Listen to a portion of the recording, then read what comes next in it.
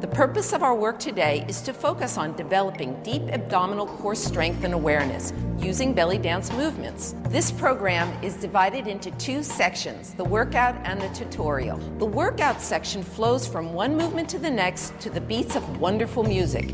Every movement in the workout has a name that can be referenced in the tutorial section, where it will be carefully explained to those seeking or needing more specific instruction. This workout will be useful not only for the workout enthusiast, but also for the professional belly dancer who wants the benefits of these drills to build strength, acuity, and endurance.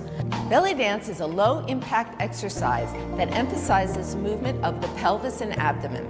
Movement is fluid, graceful, and subtly powerful, and is accomplished by using the core muscles that span the lower spine, pelvis, and legs. Core muscles are the deepest muscles lying closest to the skeleton. These muscles are small but exact and provide the cement that holds the frame of the body, which is the skeletal structure, together. When contracting these muscles, the sensation will be very internal and subtle, not large and powerful as with the more external muscles. Before we get into the meat of this program, I want to talk about posture and how the spine is involved. It is well known that if you look at a person's body from the side, you will see curves.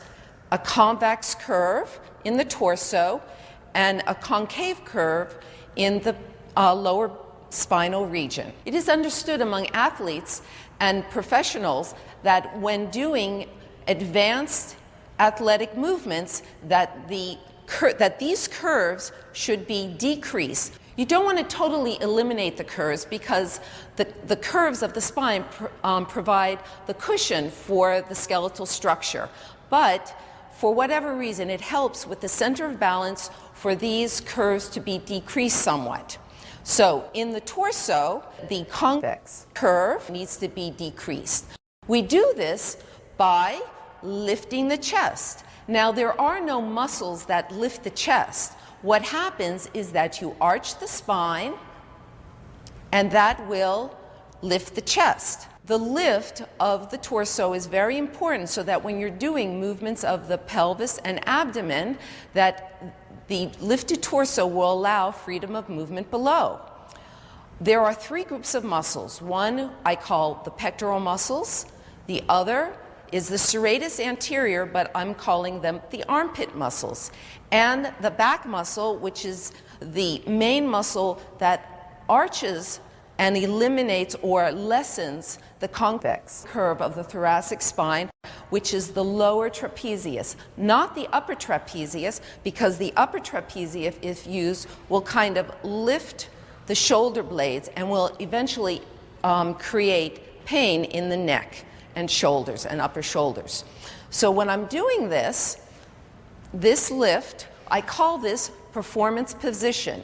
Now, in this position, it's very important that the shoulder blades remain on the rib cage, that they're not moving around. I call this movement crunching and hunching so that the shoulder blades move forward, creating this hunching look, and crunching where they move back. We don't want that happening. We want the shoulder blades to remain nice and wide on either side of the spine. And we do this by contracting the three groups together, and this creates a balance in the shoulder blade and is a support system for the entire torso. And it also looks very beautiful because you'll look very proud. So when you're doing this performance position, I tend to teach my students to have the side of the thumb rested right on at the pelvic bone, and they can push against that, and that will lift the torso. And by leaving the elbows out, it keeps you from doing the chicken dance where the shoulder blades will move together in the background. There will be a tightness, and this means that your pecs are being used, and underneath the armpit muscles are being used. And you can help to get the awareness of these by feeling this. I call this the Hulk movement, where these muscles are interacted, or also by squeezing, where you can have somebody hold their arm out and press down a little bit, or squeezing your arms really tight next to your rib cage, and then you feel all of these muscles tightening. This is important to go along with the contraction of the lower trapezius muscle so that it looks like this unified support system. If I just if I just contract the lower trapezius, you're just kind of sagging there. So contracting the muscles helps to make this a really beautiful look and a very useful look for when you're using your pelvis. Now I would like to show it with the help of my beautiful students. Why don't we do a back view first, so you can turn around and move your hair out of the way off of your shoulders. So first we'll do the hunching, and then the crunching where the shoulder blades go together. So now we're doing the wrong way. So the shoulder blades are squeezing together. Very good. Okay. And now we'll do the performance position where it's nice and lifted, and you'll see how her shoulder blades, which is the triangular bone, is on either side. It's not on either side of the spine. Here's another one. And then there's this nice arch lifting from there. Lifting, let's see how this is lifted, and these are nice and firm. Very good. And arched. So these are a couple of examples of how this lift will work. Now just go into a regular position. Allow your rib cage to just go. So this is very good when you are just walking around in daily life. But when you're going to do sophisticated movements, the torso has to support the movements that are going to be done. And the way to do this is by the lift. And one more time we'll show the lift. And initially you can put your hands there to help. And girls, you can go back and forth. We call this the chest lift. And so this will help you get used to lifting your spine and the difference between a regular posture and the performance posture. The next important part of the spine, of course, is the lower back. And in normal posture, this would be a concave curve, which in any kind of athletic movement or sophisticated movement, you are hoping to lessen that curve to enable better, more fluid movement or better execution of the movement. Now, there are a few ways that this is approached, or a few expressions that are generally used. People will say, pull in your tummy, or tuck your pelvis, or flatten your back, or straight back. These are good terms, however, they are a bit too general and then can be misconstrued by the student. One thing that you have to keep in mind is that you don't want to be using your abs. So when you are in performance posture in your lower back, the abdominal area should be lifted. It shouldn't be a crunch. Why is this? Because when this happens, that means you're using your rectus abdominal muscles, which will tighten, and the rectus abdominal attaches at the pubic bone and at the ribs, and it will tend to contract the front portion of your body. And this could be very dangerous and injurious for if you're doing certain moves. So what you want is you want to pull in the tummy. Well, what does that mean? What happens is that you will innervate your psoas muscle, which is your deep internal core muscle, which we will be exercising and trying to get a sense of a lot today, and is one of the main purposes for this program. Now, what is commonly thought when you are flattening the spine is that your sacrum or your lower back goes down, and that flattens the spine. Well, this is possible. However, what happens here is that the muscles of the front of the spine contract, and that curls or rotates the pelvis under. And this is the usual way that students interpret the appropriate way to flatten out these curves. What is not well known is that the actual bones of the pelvis will move. The pelvis is made up of 3 bones: the ilium, the ischium, and the pubic bones.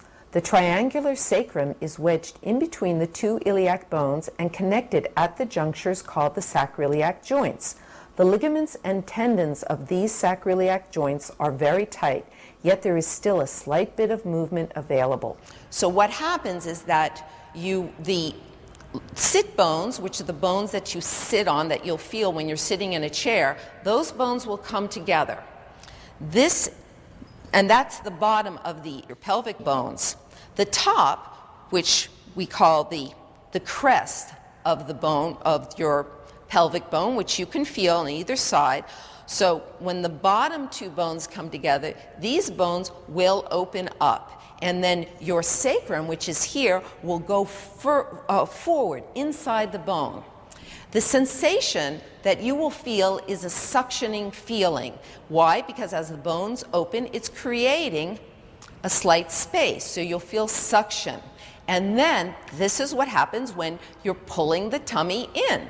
So that is the mechanism that's actually in operation. And when the sacrum goes inward, that slightly flattens the curve of the lower back, and you will have this wonderful feeling. In yoga exercises or Eastern practices as martial arts, there's a lot of importance that's put on this because this allows you great strength in the base of your spine and your pelvis. And they will call, in yoga, these are called chakras or energy centers that go along the spine that are very important focus areas that when you really connect to them will give you great abilities in your movements, everyday or athletic, whatever it is that you tend, and you will feel like a great personal power within your body. And it's also very healthy. The one area that you're going to be feeling the suctioning, they'll say the belly button, but it's actually a little bit below, is right where you have the spines of the pelvis. And you go right in there, it's a couple of fingers below, and that area suctions in. The other area that is very important is going to be right at the base of your coccyx bone. So you can kind of put your finger in there and you'll feel the tip of the bone, that's your tailbone. And that area is right in the center between the top of your pubic bone and the tip of your coccyx bone. And you'll also feel a suction in there. So this whole area opens up, the sacrum goes in, the sit bones come together, and you'll feel a nice suctioning feeling. The balance of the pelvis is based on two perpendicular lines, that the center of gravity goes through the pelvis.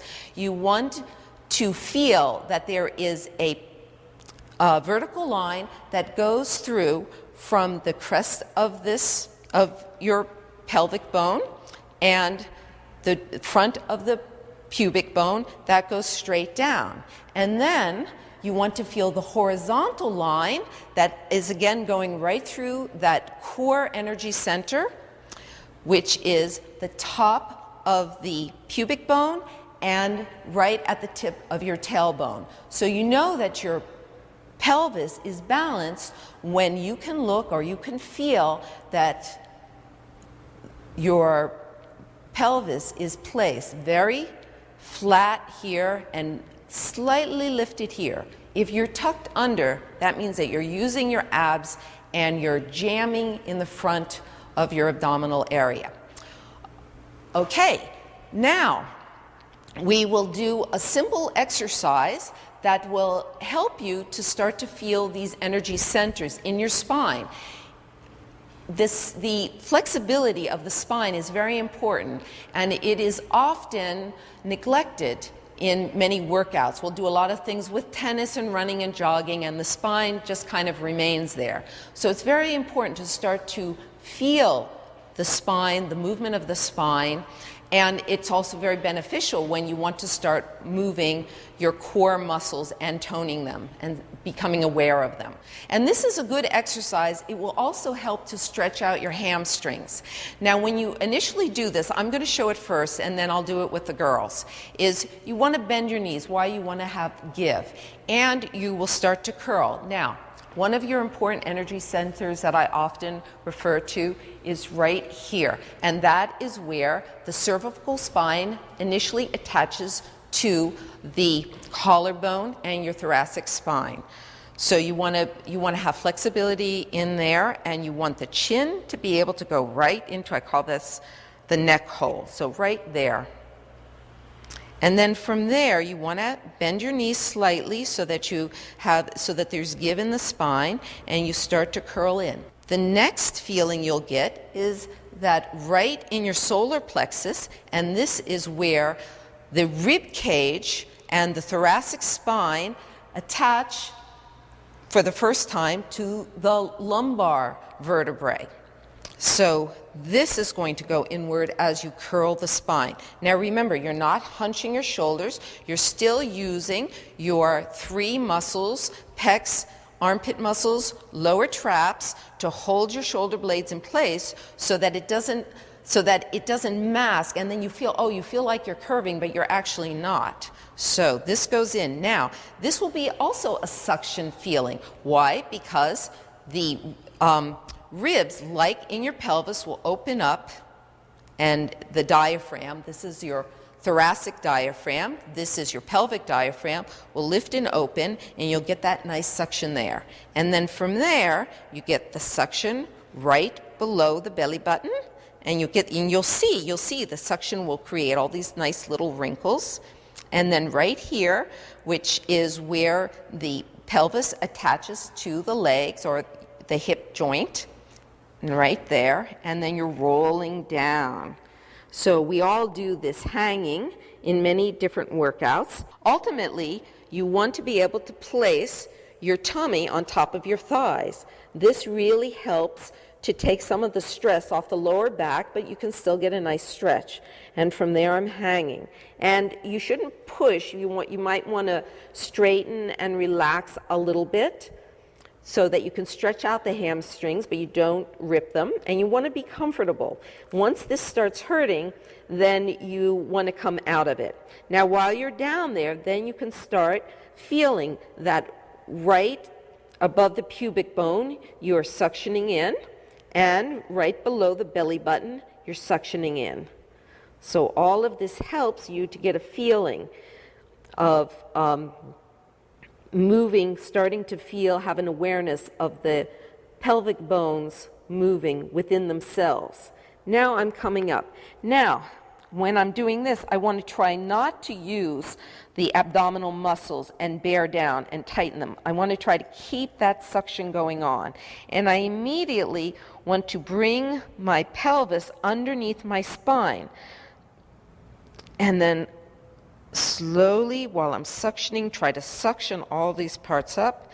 And then the very last, which is the neck hole, and then I come up. Now, when I'm doing these movements as well, any movements where I'm bending, I want to think about keeping the torso above the pelvis as much as possible. Because if I bend, I'm actually bending at the hip joint, so I'm not doing anything with the spine, and this is a stressor. It's referred to as loading the spine. It puts strain on the lower back. And even when I'm rolling forward, even while this is stretching out, I am actually I'm contracting or compressing the bones, the vertebrae of the front of the spine, so that's putting pressure on the cartilage there. So it's not something you want to do a whole lot of. You do it a little bit, you get the stretch, you get the value, and then you move on. You don't want to do 100 and if you start to feel something in your back, that means you really have had enough. So when I'm doing this, if I do this adds stress. So I really just want to sink my rib cage down, and then as quickly as possible get my tummy onto my thighs so that I'm not loading the spine. Okay, and start your roll down. Bending the knees. You can kind of have your legs at hip distance. You don't have to have them together. You want to feel comfortable. And then you may not all be able to get your tummy down to your thighs, or you'll get it eventually. But as soon as your back starts hurting, you just come up. And then from there you can hang if you're comfortable. And you can cross your arms at your elbows. And then you can work on straightening up your legs a little bit to try to stretch out the hamstrings a little bit. And then you really want to feel deep inside this pelvic bone right in here that there's a suction going on there. So you can even pull it in a couple of times just to feel it happening. And then when you're ready, you can start to roll up. So as you roll up, you want to bring this under. And then this you want to suction. And you see how her shoulder blades, she's still using her muscles to hold her shoulder blades in place. And there you go. The following is an awareness exercise. This is wonderful for starting to feel the sensation of rocking the pelvis.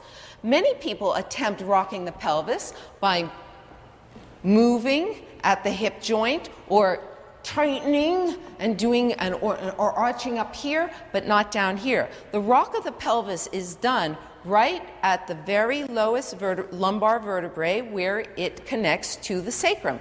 So to get that movement going so that you are actually moving right down here and not up here. A lot of people they feel shy about sticking out their hiney, so then they tuck here and then they try to keep this straight and arch there. Okay, so this is a good exercise that helps you to start to feel just that subtle rocking at the lowest lumbar vertebrae. And you can do this at night before you go to sleep. You will feel a little bit lightheaded when doing this. It's a nice, relaxing feeling. Now what you'll do is you're going to slowly tuck the pelvis, and then you're going to let it come down. Now your legs, you can play with where you want to put your feet so that it's most comfortable. You should have your feet about hip distance apart, and you can either keep your knees parallel or you can bring your knees together. So you can play around with that and feel it. Now the pelvis is going to kibble right on that lowest joint. And now you should initially try to practice doing that just using your psoas muscle and engage your glutes and your hamstrings as little as possible. Although once you start lifting higher, they will have to come into play because they're the powerful muscles.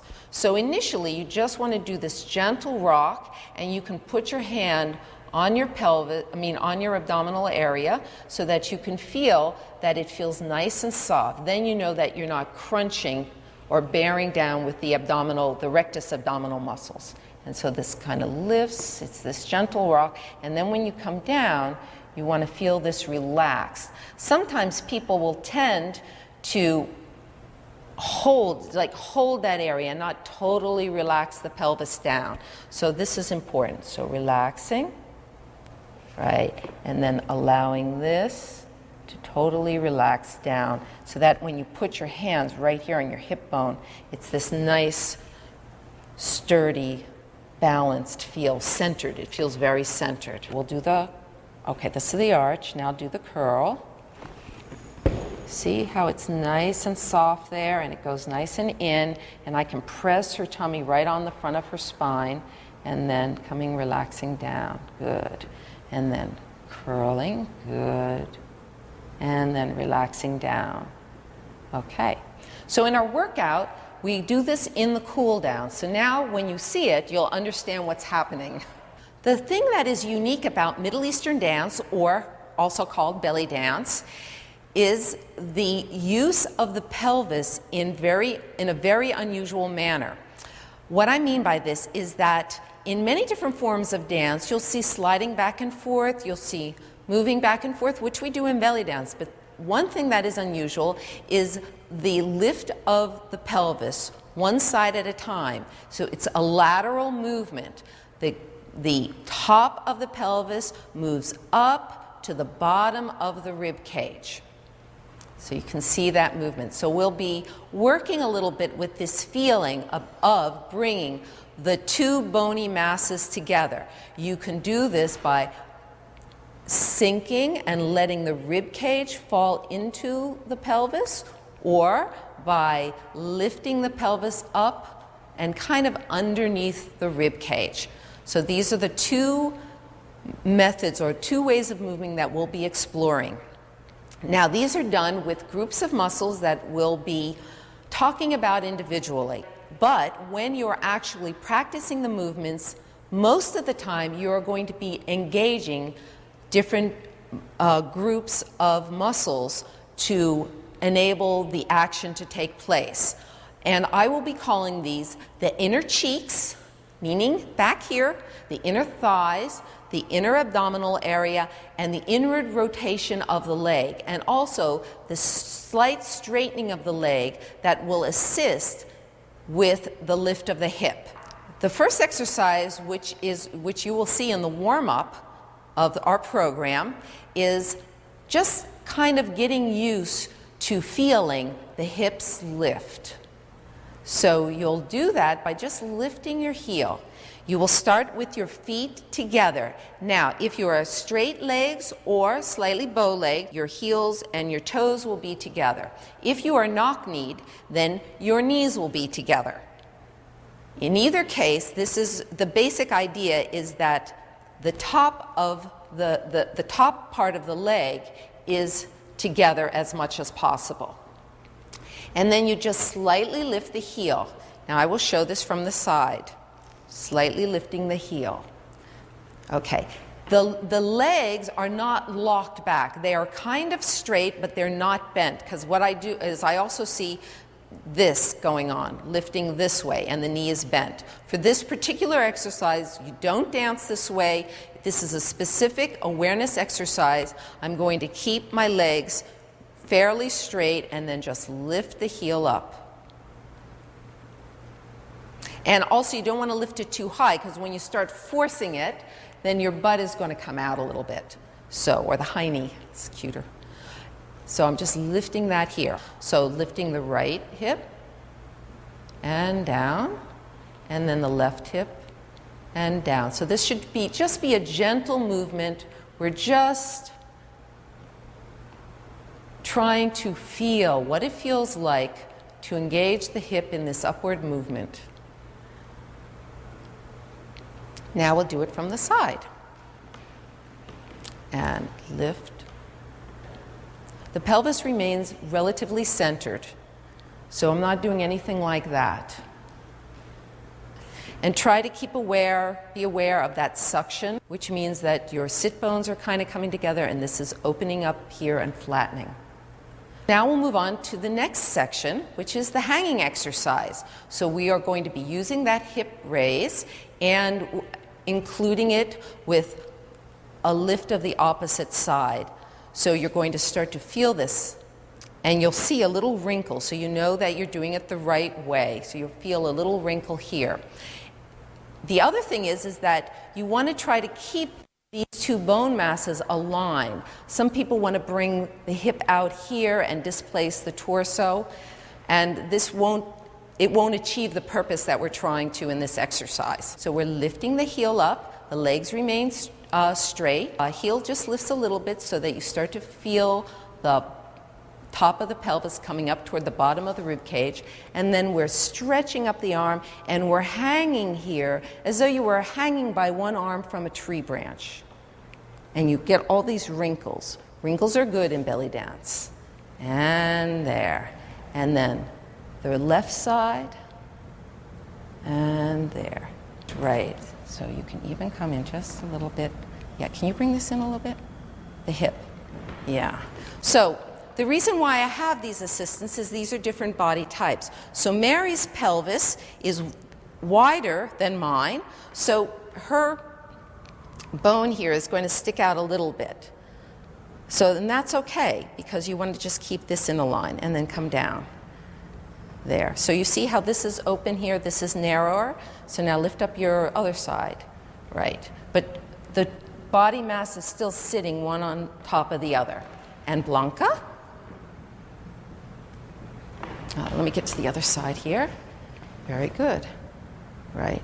And this will feel good, because as you're doing this exercise, you're going to feel this squeezing here. When we're talking about the core, we're not just talking about the front. We're talking about the center of the body, which is your spine. And then the muscles, there are muscles in the front, in the side, in the back. And the ones that lie closest to the spine those are your core muscles. And then on top of that are your powerful muscles that are layered on top. So you have layers. You have the core, you have the intermediate layer, and then you have the superficial layer. In this particular exercise, we're dealing with the inner core muscles that are kind of attached on the sides of the vertebrae. So we've got the heel, we've got the hang. Now we're going to go into the side bend. The heel is lifted, but as I start to bend to the side, I put my heel down. As I'm doing the side bend, my rib cage is coming down toward my torso, then they both travel down, and then once it's there, I can stretch out the side and feel it deepening on this side. So, again, my torso is remaining on top of my pelvis, so I'm getting stretch, but I'm not loading the spine. Some athletic workouts will show you reaching over and then bending. So what happens is that your torso extends out over the pelvis, then you bend, and you are getting a stretch, and it might be beautiful in a dance choreography, but ultimately it overloads the spine so that you're having unnecessary stress on the vertebrae and cartilage, which will eventually lead to erosion of those structures and injury, and also pinched nerves. So this way is a lot safer. You're getting the stretch and you're feeling this sinking deeper into the core muscles. So first we'll lift our right heel, left arm, then we're bringing this torso down toward the pelvis and the heel drops. And then we continue to deepen that, so you'll feel this nice stretch on the side and also right here in the front. And then coming up. Now the next side, lifting up, lifting the right arm, and the ribs come down to the pelvis, and then you feel that nice stretch on the side and the deepening and the wrinkles here. And it's a very good feeling. Okay, so Mary, she's lifting her heel, she's lifting her arm, and now she starts to move her rib cage down to her pelvis, the heel comes down, and then she gets this nice stretch to the side and to the front. Now, and then you can come up. Now when you're doing this, if you feel pain in the back, pull back. It will suggest that you are kind of bending, doing the bend kind of this way. So you want to kind of bend slightly, moving your body a little bit, thinking a little bit side, like front of side, because your side muscle actually attaches. It has a dual use. It moves your body in this way, but it also attaches a little bit to the back floating rib and the back of your pelvis, so it also has a tendency to arch your spine. So when you're using that, it's very easy to bend to the side and have this sticking out just a little bit, which will jam your lower back and can cause back problems and a pinched nerve. So you want to kind of keep this, think about this front crest of the pelvis and think about bringing your rib cage more toward there, not exactly side. Going to lift your hip, there. And then do the hanging, and now as you start to roll down, okay, now with her hair, right, so you want, yes, bending right in here as opposed to here. The wrinkle still goes around, but you don't want this. Okay, and then you can come up. Thank you very much. So the tendency also is that since you don't want to lean onto your lower back, that you'll start to tuck, use the abdominal muscles, jam this, and then as this compresses the vertebrae and can also create problems. So you want to feel that nice suctioning, the balance of the pelvis. I'm lifting here, I'm sensing this crest here, and as I'm bending like kind of front of side. The next exercise that we do in the warm-up is the arch and the curl. This is really good for really getting a feel of the movement of the spine back and forth. So we did the side. Now we're thinking about moving the rib cage down to the pelvis in the front and then also in the back. And then this is also where we were doing the pelvic rocks. This is our first chance to do this movement, the gentle rocking of the pelvis from the lumbar vertebrae and not from the upper back, where you arch the back and then you bend at the hips and the high knee sticks out. So we're doing performance position, and then when we do the curl, we don't hunch and crunch. We use our armpit, pec, and trapezius muscles to hold the shoulder blades in place so that when you curl, I'm just bringing my rib cage down to meet the top of the pelvic bone. Now, in the positioning, you'll stand with your legs hip distance apart, unlike the first exercise, where the legs were together, and you're going to bend. So the way that we do it to make it easy to kind of feel it is we bend, straighten, bend to the back, straighten, bend to the front. So that just helps to get a rhythm going.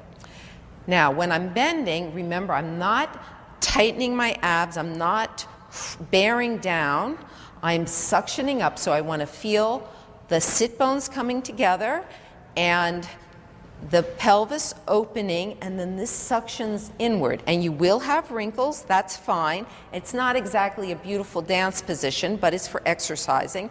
And also, I'm keeping my torso on top of my pelvic base as opposed to bending. So I see people curling and they're bending this way. This indicates if the torso is out over in front of the pelvis, it's loading the spine, and it also indicates that there's some bend in the hip going on, which we don't need to do for this exercise. So we're just concentrating, bringing these two ribs down and curling. And I'll feel the suction in the solar plexus, suction in this lower part of the abdomen, the two areas above the pubic bone and right below the belly button, and you'll see the wrinkles. Now, when I do it to the back, again, I try to keep my elbows out a little bit just so that I make sure I'm not crunching my shoulder blades together. I'm holding my performance position. All right, so let's say that's my performance position. All I do is I rock my pelvis back, and that's my arch. And also the bones stay right on top, the torso and pelvic bones stay on top. Then I come up and then I curl. And then arch. And then curl. So your feet are hips distance apart, and I'm curling and arching. One more time, straighten and curl and straighten and arch. And straighten and arch. Okay. One thing I forgot to mention is that when you curl, the sit bones come together and crests here of the pelvis open up. Now, when I'm arching, my sit bones will open up and these will narrow. It's a very subtle thing. You wouldn't really be able to see it. It's more like a feeling. So really want to feel this opening up when I'm bringing my high knee up behind. And also, just as I have wrinkles on the side and in the front, you'll have a wrinkle up here around the waist where you are arching from that vertebrae. Curl. There you go. There. And then coming up and arching. I think I'll go around the back, sorry. And then coming up and curling. Right. Good. And you see how her torso and pelvis are right on top of each other, and then coming up. And it's very important also to bend the knees when you're doing these so that there's give in your pelvis. Curling, Blanca has a really nice curl. Yeah. And coming up, and then arching. There. Very good. Good. Okay. There are 3 basic muscle groups that move the pelvis. These I am terming the inner cheeks, the inner thighs, and the inner abdominal groups. The first group that we're going to consider are the inner cheeks. And by cheeks, I mean the hiney cheeks. Find your sit bones that are right here, and you go right inside. So right there where the muscle attaches at the base of the pelvis, which is right inside your sit bones, and then it goes down and it attaches on the other side at the knees. And I call this inner cheeks. This is actually an adductor muscle that is located toward the back. It attaches at the back of the pelvic bone. And the exercise is a pulsing one. So in other words, to feel that, you're going to be gently squeezing it. Now you don't want to squeeze too much, because once you start squeezing strongly, your whole butt cheek, your glutes, and everything else are engaged. So this is just a subtle pulsing, and the lower part of your glutes will kind of be activated as well. What you don't want to do is you don't want to do it so hard that you're starting to move your pelvis. You just want this area. Now when you're doing this, your legs can be in any position that you want. I basically want just this area to be innervated, and this is slow. Now I'm doing both cheeks, so I'm squeezing and relaxing. Now I'm squeezing both. And when you do this, you're going to, the sensation will be like some kind of rise. It again is a bit of a suctioning and a feeling of a lift in your abdominal region. Now you don't want to try too hard, because these are subtle muscles. You just want to start to get a feel. Now I'm increasing speed. Now I'll do one at a time. So then I'm doing the right and the left. This is very important when you're doing accents in belly dance. And also you use this area when you are working on your core abdominal muscles, which is basically the psoas muscle. And now I speed it up. When you see us standing in a row and me squeezing my hands in the workout, you'll understand when I squeeze both fists, that means I'm doing both butts, and when I squeeze one and then the other, I'm alternating. So that's what we're doing when we're standing there in the workout section. Okay, now from there, we will do what I'm calling butt pops. Once you start doing this quickly, you don't have to bend the knees so much, but for the purposes of initially doing these movements, I'm having the knees bend. So you get the idea, and then I'm popping up. So what I do is I tighten both inner cheek muscles, and it creates this little pop. Now, if you do too many muscles at a time, it will look like you're jamming. What I want is I almost want the muscles to pulse gently so that you get a kind of a rebound. So here, you see how I'm getting a little rebound? But it looks graceful. It doesn't look like I'm jarring my whole system. Right? And then as you get faster, okay, and front, and front, and front, and front. Now a little faster. Boom, boom, boom, boom, boom, boom, boom, boom. So I'm getting a nice, strong pulse in my inner cheeks. It's very, very good for inner strength, inner abdominal strength. Now we'll do one at a time. Now when you do one, the movement, it looks like I'm doing side and side, but I'm actually, because of the trajectory of the muscle, when I'm tightening here, it kind of moves me diagonally side. So it's not out to the side. The muscle contracts, the inner cheek contracts, and I'm going side, front, and front, and front. Now we'll speed it up, and done, dun, dun, dun, dun, dun, dun, dun. Now, the faster you go, the less plie you're going to have a chance to do. And what's very important about this is that you not lock your knees. You see, when I'm doing this, because the inner cheek muscle attaches and then goes down and attaches at the knee, the knee will straighten a little bit. That's because of where the muscle's attaching. But you don't want to lock your knees. Here my knees are locked. So I don't want to do this, because if I jam back my knees, I can injure my knees. I'm not even going to demonstrate it. So what I'm doing is that they're tightening, they're straightening a little bit. But as you can see, it's not all the way. And the same with the side. Forward and forward and forward and forward. Now right, right, and left and right and left. So you see the movement of the knee is a little bit, but it's not all the way.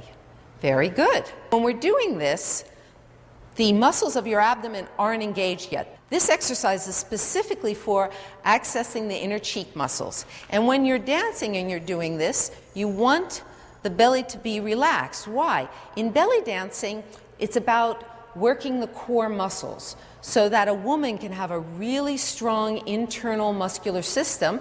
And it's okay if she's a little fluffy on the outside, because the whole idea of belly dance is not muscle, it's about grace and jiggling or vibrating. So you want this area to be relaxed while you're using your muscles, your inner muscles. So here, there's that little rebound with the little jiggling, and that's the beauty of belly dancing. And it also makes for very graceful, because once you start layering and using your more external muscles, then the movements become more powerful and less graceful.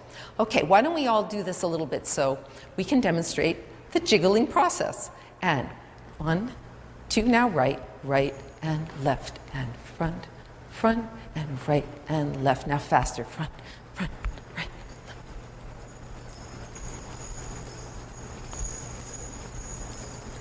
Now we're going to discuss the second muscle group. These I call the inner thighs. The inner thighs actually attach at the bottom of your pelvic bone.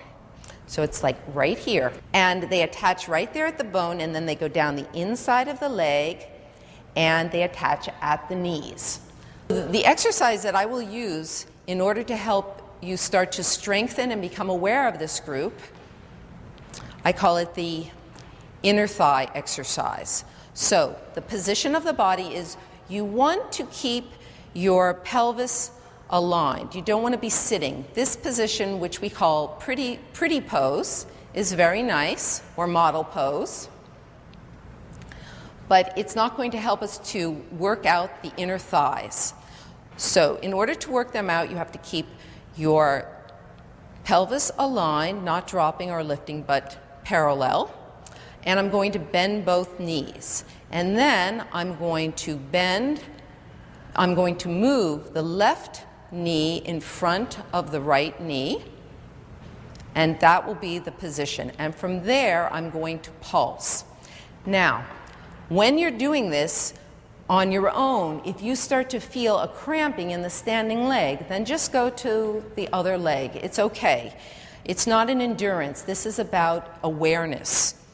And the other thing is that if you try to work these muscles too hard, too quickly, then you could rip a groin muscle. So you want to approach this carefully and thoughtfully. You see how both knees are bent. I have some students that will come and they'll do it this way.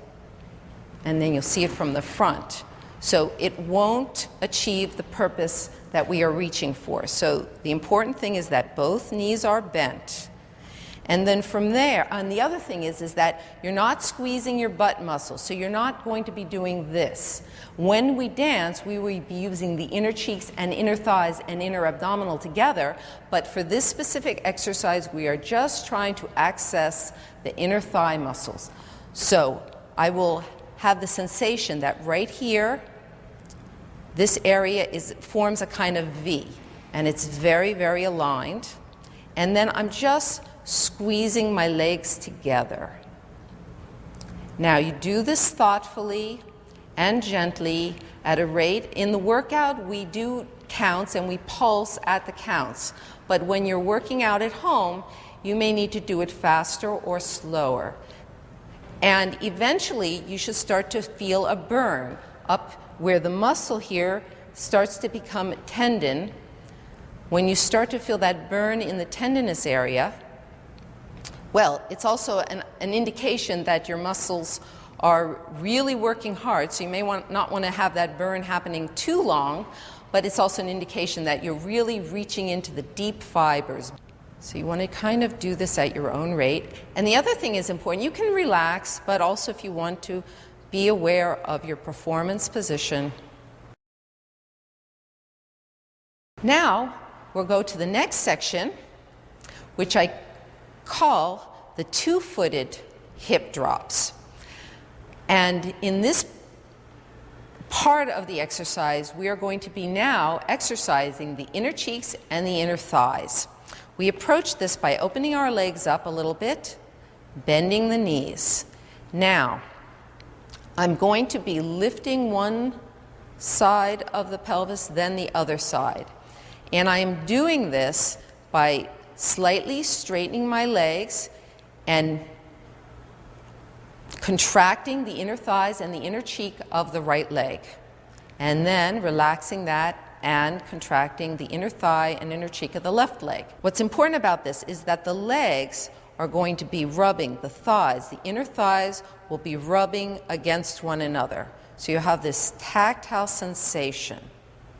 You want to try not to tighten the large glute muscles, just the inner cheeks and inner thighs. Also, I see sometimes students, they start to do this, right? So they're straightening that knee, which is shoving the hip up into the lower back. So that's not the purpose of this exercise. So you're not trying, and this is also an awareness exercise, so you're not trying to push your hip up high as possible. You're trying to do the exercise where you're having the actual tactile sensation of your inner cheeks and inner thighs tightening, the thighs rubbing up against one another, and that slight lift of the pelvis. The rule of thumb is that whenever you tighten inner cheeks, inner thigh, inner abdominal muscle, the side that you tighten those muscles on, the pelvic bone is lifted. Then when you drop the pelvic bone, you release that side and you contract the other side, and that's what lifts the other side. Now, when we're doing this, you can think of this V area that I mentioned before of rotating this way. So the exercise will not cause your hips to pendulum back and forth. It's going to create this deep internal rotation. And the knees are together. And you can do this where you're actually thinking. In the workout, we count, but on your own, you can just think about this. You want to try to feel this stretching. You want to try to feel this part of your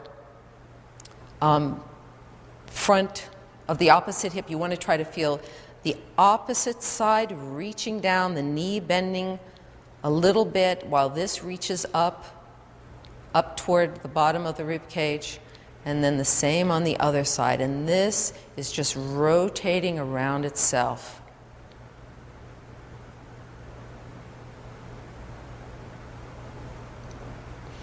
And as you do this more and more, and you'll feel this side flattening out, so you get a nice reach. So Blanca has a nice long torso, so you can really see how this side is reaching down so nicely, and here it's coming up. Good. Good. Very nice. And Mary? Knees together. There you go. Good girl. Good. Mary, also, you see how this flattens out and then this contracts? So here the pelvis is moving up toward the bottom of the rib cage. Right. So one side is contracting, the other side is elongating. Now we're ready to approach the main core abdominal muscle. This is your psoas muscle. It connects to the front of the vertebrae, but also to the side processes of the vertebrae. So it's kind of like on the side and the front of your vertebrae. So remember, your vertebrae are relatively large bones. They're lying in the center of your body. And this is the innermost one in the front. Now, the muscle starts on the inside of your leg. It runs up along the side of the pubic bone. It doesn't attach to the pubic bone. It runs up along the inside. So here where you have the crest of your hips, it's running right along the inside. And it attaches to the vertebrae of the lumbar area, and then right up here, it starts to intermesh with the diaphragm. So that's why when you are working this muscle, you will also feel some sort of movement in your thoracic, like this relaxing or heaving kind of feeling when you're working it properly in your diaphragm area. Now, the muscle itself is a spine contractor. It doesn't attach to the pelvis itself, but it acts on the pelvis indirectly. And there are small muscles that are the inner muscles of the spine, like the multifidus, that will attach on the back, and also the side processes of the spine, and will make the spine contract laterally. And by laterally, I mean this way, as opposed to frontward and backward. Now, the quadratus lumborum, there are inner fibers. That is your side muscle, or your most lateral muscle. Those muscles called the quadratus lumborum, the inner fibers will be contracting, but not the outer fibers as much. Once the outer muscles start contracting, those muscles will form a mass that won't allow the pelvis to easily move up and down. The other thing is that your side muscle, quadratus lumborum, which is actually an inner muscle because it's more inward of your obliques and your abs, it also attaches on the back of the pelvis. So the tendency when you laterally contract this and use this side muscle, the tendency is to kind of arch the spine a little bit. So sometimes you see people doing this, and it's kind of like a hiney movement, or you see this, it's kind of a hiney movement, which is okay. But the thing is that it can start to jam the lower back, and you can get pains in your back and also pinched nerves. And it's somewhat similar to what I also call the salsa movement, or salsa hips. Now, this is very good. When you're doing this for salsa, it's a nice, easy movement, and the hips flow very nicely. But for what we're working on today, it's not going to extremely strengthen your core muscles. Now, what counterbalances this backward tendency is your psoas muscle. Because the psoas is connected to the leg, it's also your major hip flexor.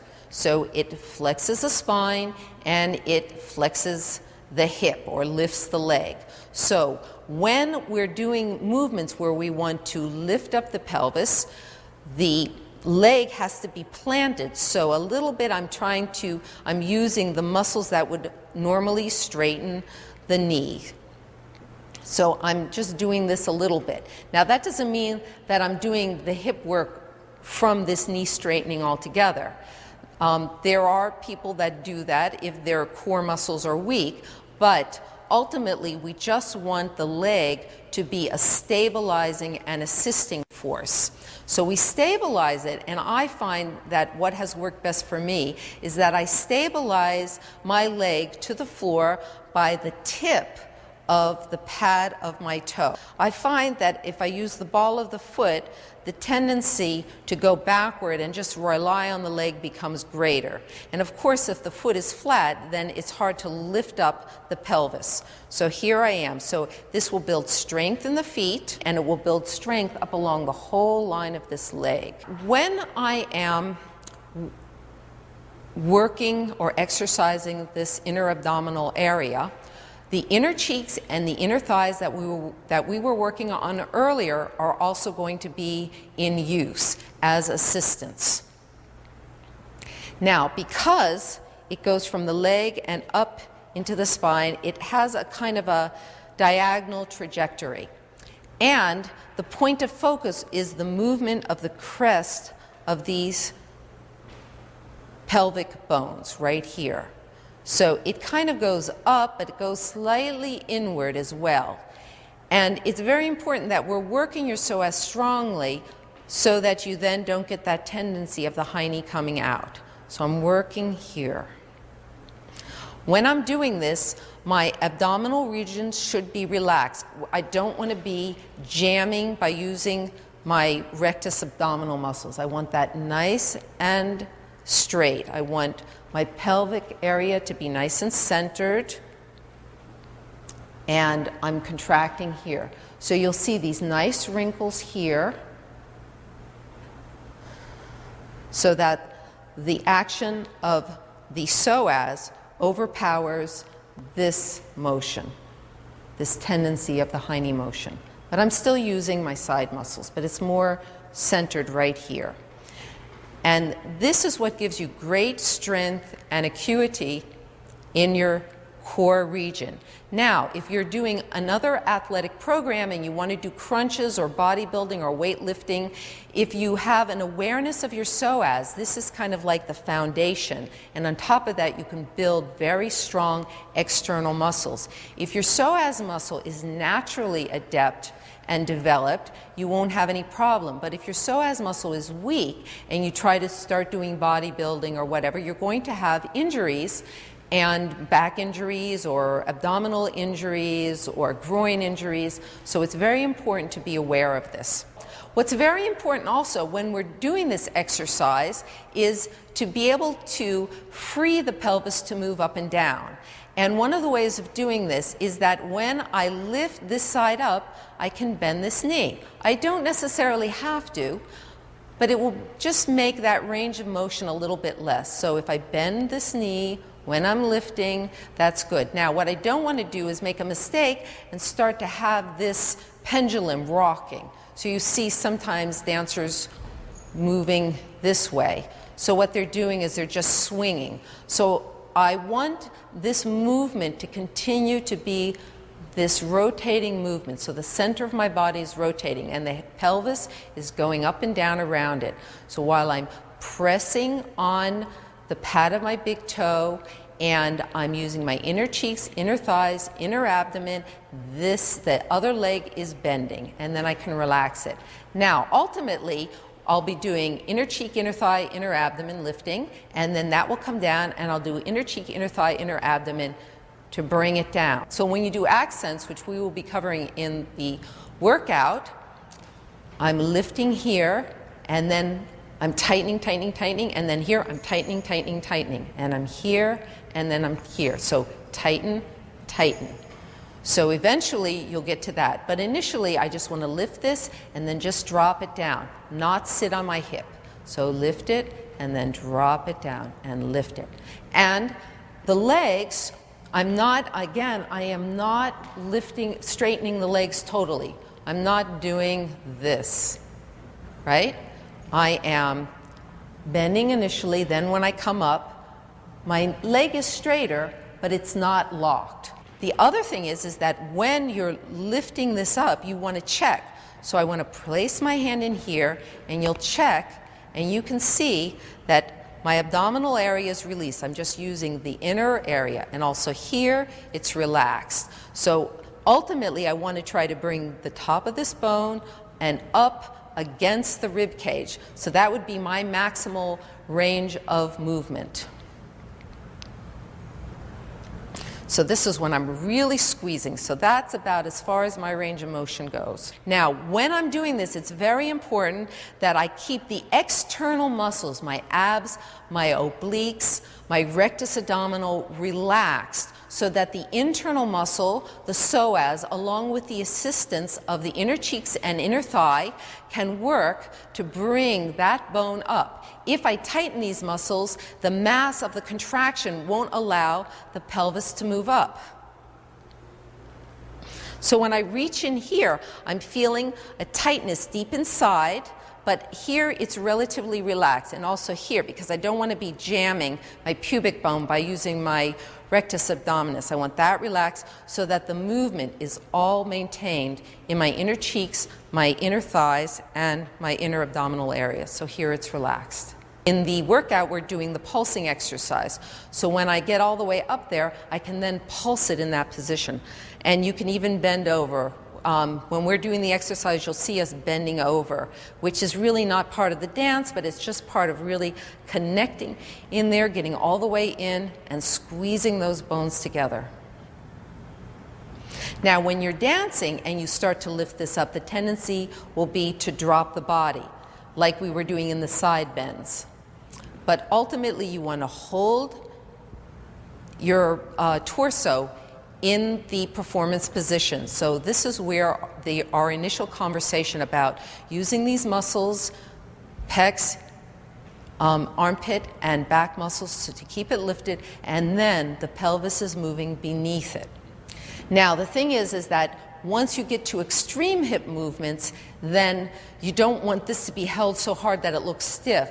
So eventually, and this is not really part of this workout, but eventually you'll want to be shifting. So not only is your torso lifted, but it's slightly shifting with the movements of the hip. And that's also what gives such a beauty to the Middle Eastern movements, to have the hip going up and down and the torso doing that subtle shift, as opposed to this, okay?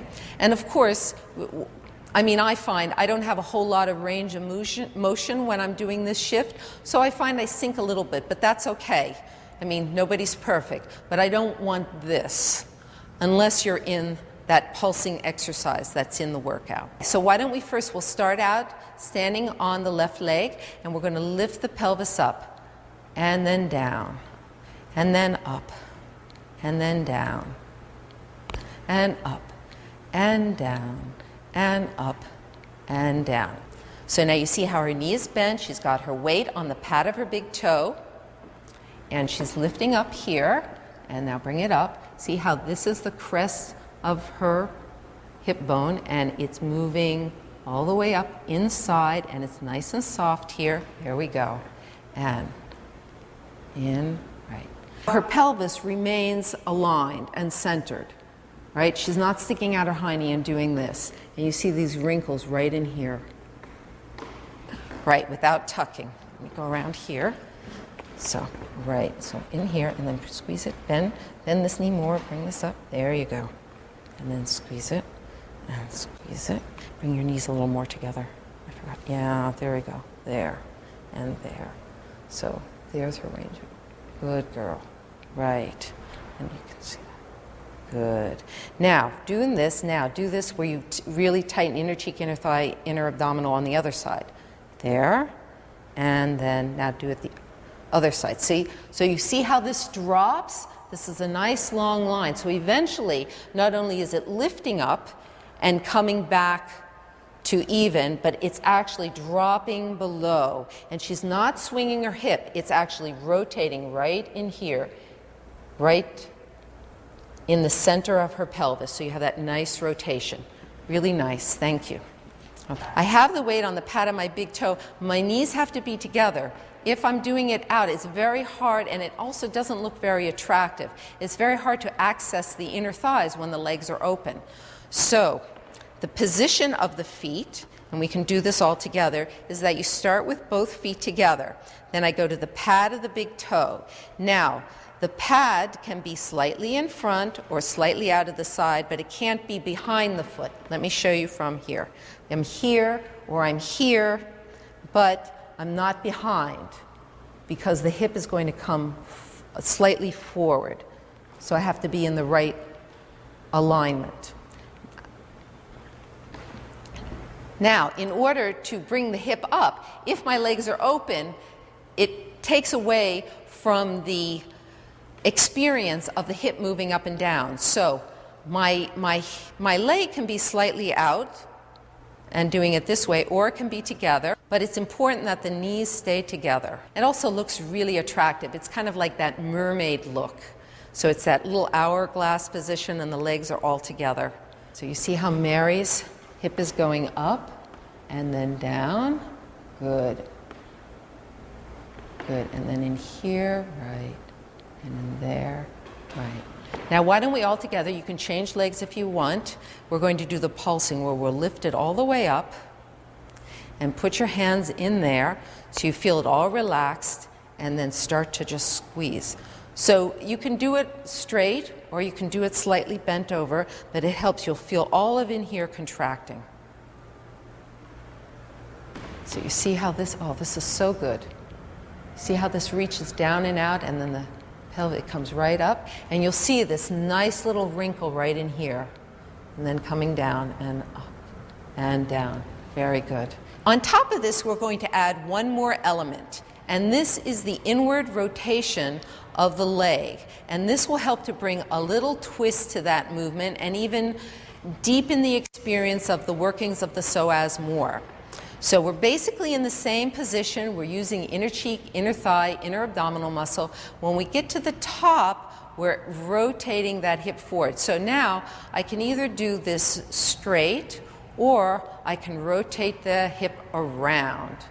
And the hip, the crest of the hip comes up, and the ultimate idea is to have it come up underneath the rib cage so that when it comes down, it opens up even more, and that gives that feeling of the hip rising and falling. It's a very incredible visual image, but it's also very good for you. I'm doing the inward rotation of the leg, okay, but only I'm doing it on the pad of my big toe.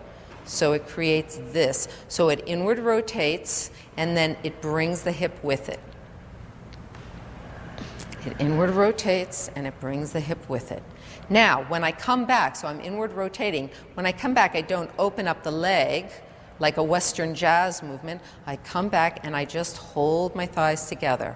So I'm bringing it up and down and up and down. So in the workout, there's a section where we'll be doing the hip raise with a twist. And what that means is that we're inward rotating. Now, on top of this, we can add the accents, which also I call the pops, hip pops. Now, when I'm popping, I'm just tightening those inner cheek, inner thigh, inner abdominal harder to create that push up. So I'm pushing up. And then when I come down, I'm using inner cheeks and inner thigh to bring it in and up and in and up. And it's very good to keep this subtle because you don't want to look like you're shoving your hip to the side. This is a much more internalized movement. So initially, how I'm teaching it is that you're lifting it up, then when I bring it down, I'm holding it. So I'm keeping my pelvis level. I'm not sitting on it. That's very important because then you'll start to get into this pendulum movement when I still want to maintain that inward rotation of this V area of the pelvis. So, and eventually I can bring it down, up, down by tightening. So I want to tighten inner cheeks and inner thighs and inner abdominal on the other side, but that holds. It doesn't allow the hip to come out. So that will hold it in position. And then up, and then hold it in position and up. So in the workout section, there'll be this where we're doing it fast and we're popping it and twisting the knee in, good, and then down. And knee in, and see how the pelvis comes around. And in this, it's very important that you don't tuck, because a tendency would be, instead of just bringing this hip around, to tuck as well. So you want to make sure you don't do that. You just want to bring, and then this whole area, go on up. This whole area remains nice and flat, right? And you're in performance position, and if this comes in, you can slightly shift the torso to the side, right? And now do it, if you want to change feet, you can. You can do it with the accents. And then down, good. And up, and down, and up, and down. Then do it with the twist, and then twist, and down, and twist. And she has such a nice, long torso. You see that beautiful range of motion. Plus, I'm going to come around over here, and right here you see these wrinkles right here. There you go. And then down, and up, and down. Good.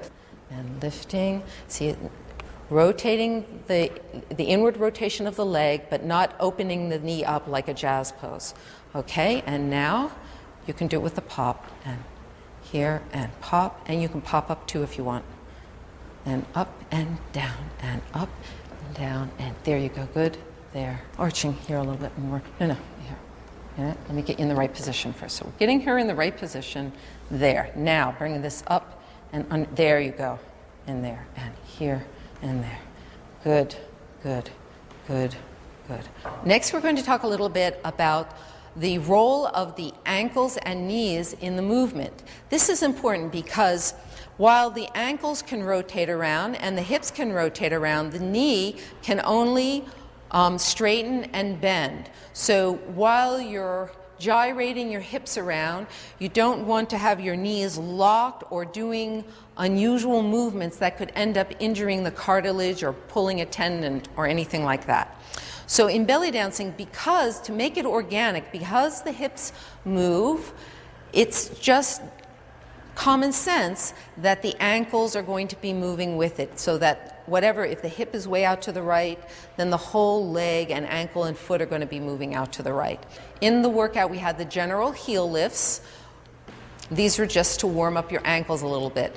But for the purpose of the belly dance and indirectly for the ease of accessing the psoas and having it work optimally, we are including the movements of the ankles and feet as well. I find that I like to do slides. You can do this out to the side. For whatever reason, I feel uncomfortable with this, and some of my students do, some of them don't. The other way, the way that I usually approach this exercise is I bend and I bring my weight just a little bit in front of my center of gravity, so a little bit toward the ball of the feet, but not on the ball of the feet.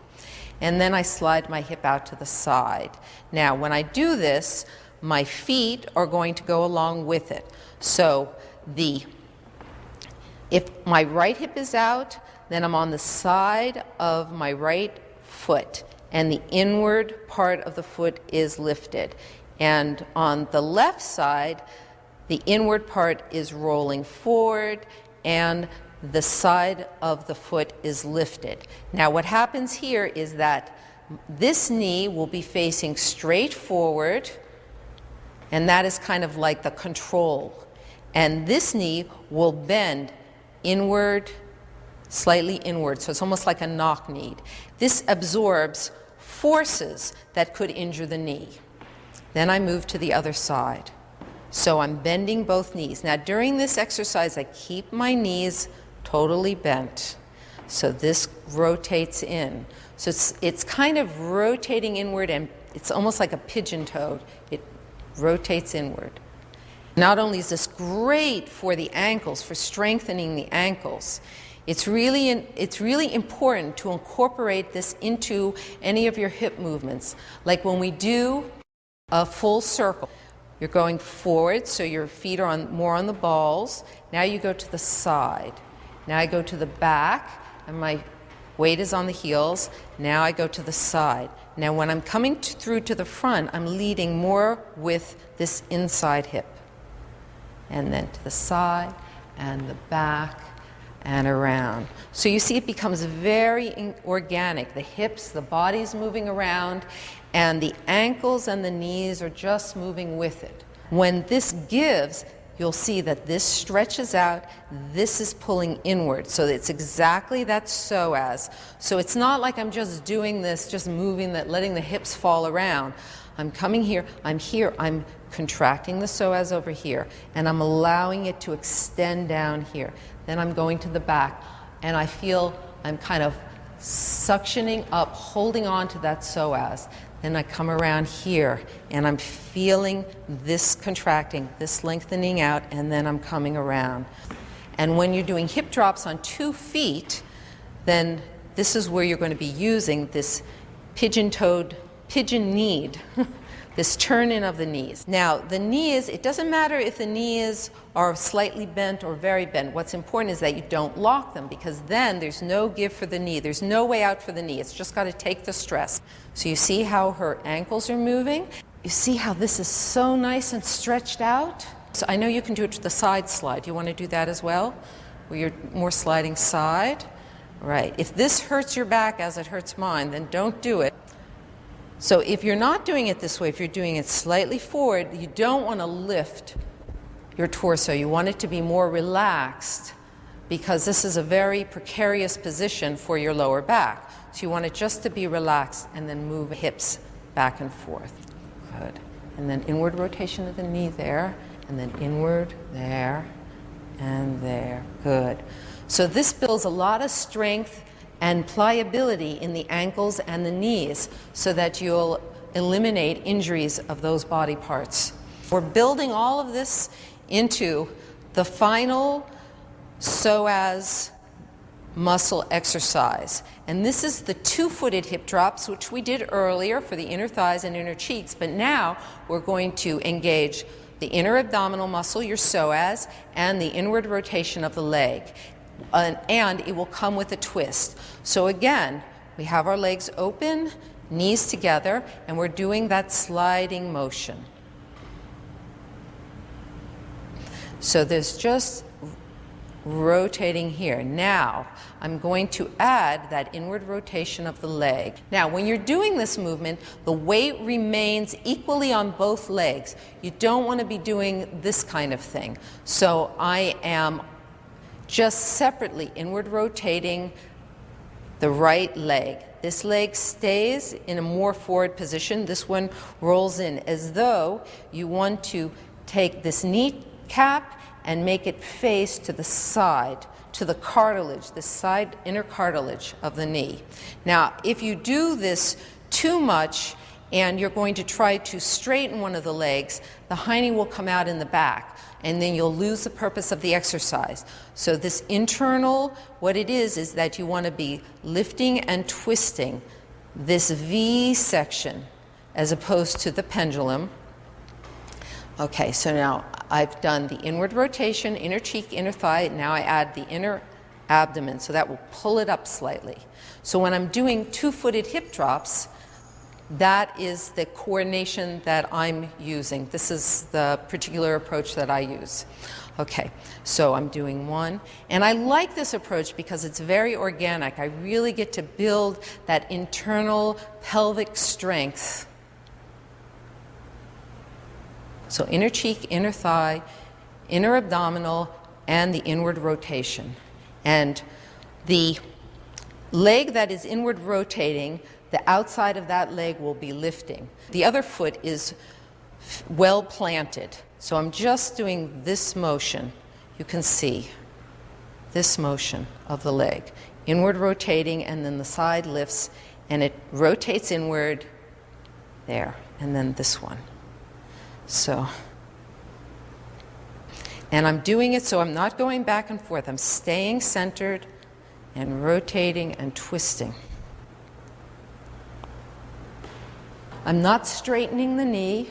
I'm keeping my knees relatively balanced and bent and supple with relatively small movement.